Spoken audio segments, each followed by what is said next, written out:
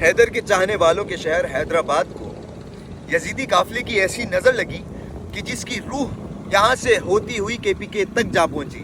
بلال کاکا کا قتل پوری قوم کے لیے، پورے پاکستان کے ہر نوجوان کے لیے، ہر ماں کے لیے، ہر باپ کے لیے انتہائی افسوس کی بات ہے، اور ہم قانون نافذ کرنے والے اداروں سے گزارش کرتے ہیں کہ جنہوں نے یہ قدم اٹھایا ان کے خلاف جلد از جلد قانونی چارہ جوئی کی جائے، انہیں کٹہرے میں کھڑا کیا جائے۔ اور میری تمام سندھی بھائیوں سے گزارش ہے، یہ ہاتھ جوڑ کی گزارش ہے کہ ہمارے پاس عدالتیں ہیں، ہمارے پاس قانون ہے، وی ہیو کانسٹیٹیوشن۔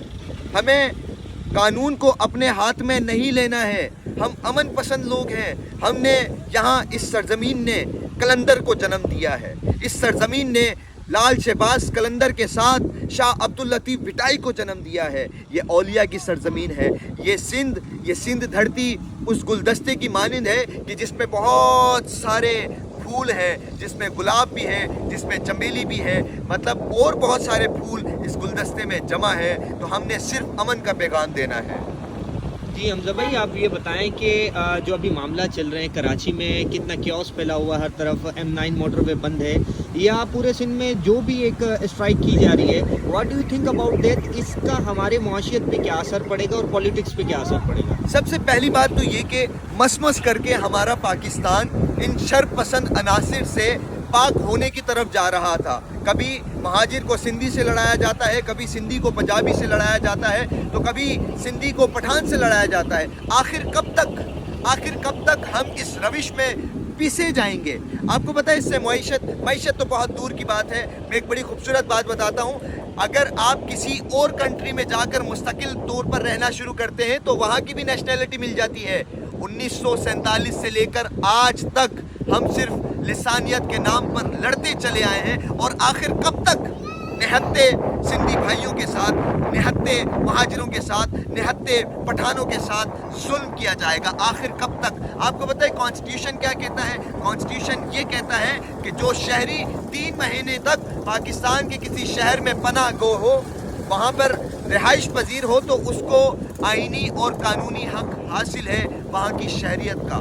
پھر ایک اور آپ کو بات بتاتا ہوں، ہمارے سندھ کے اندر، میں خاص طور پر جامشوروں میں سندھ یونیورسٹی ہے، میران یونیورسٹی ہے، پھر اس کے علاوہ لمس یونیورسٹی ہے، جہاں پر ہمارے پاس وافر مقدار میں پٹھان ہمارے یہاں پر پڑھنے آتے ہیں۔ آپ کی اس حرکت کے بعد ان نوجوانوں پر کیا اثر ہوگا؟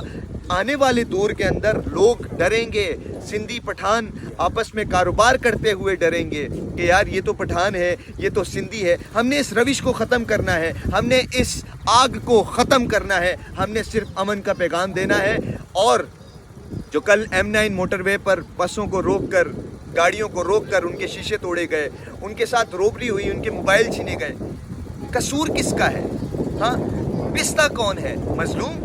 ہاں، غریب طبقہ، وہ طبقہ جو بیچارہ اپنے گھروں کو جا رہا تھا، وہ طبقہ جو یہاں پر کمانے کے لیے آیا ہے۔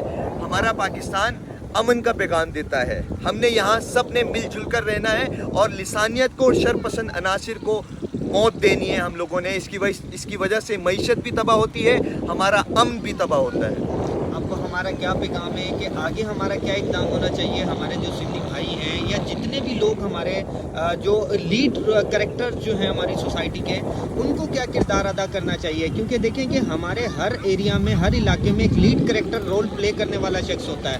اس کے سب سے پہلی بات میری تمام جتنے بھی قوم پرست جماعتیں ہیں ان سب سے گزارش ہے کہ آپ پازیٹیو پیغام دیں، آپ مثبت پیغام دیں، اپنے لوگوں کی سوچ کو مثبت کریں۔ ہم نے اس ملک کو چھوڑ کر نہیں جانا ہے، ہم نے شہر کو چھوڑ کر نہیں جانا ہے، ہم نے اس سندھ دھرتی کو چھوڑ کر نہیں جانا ہے۔ پٹھان اگر یہاں آیا ہے وہ کمانے کی نسبت سے آیا ہے۔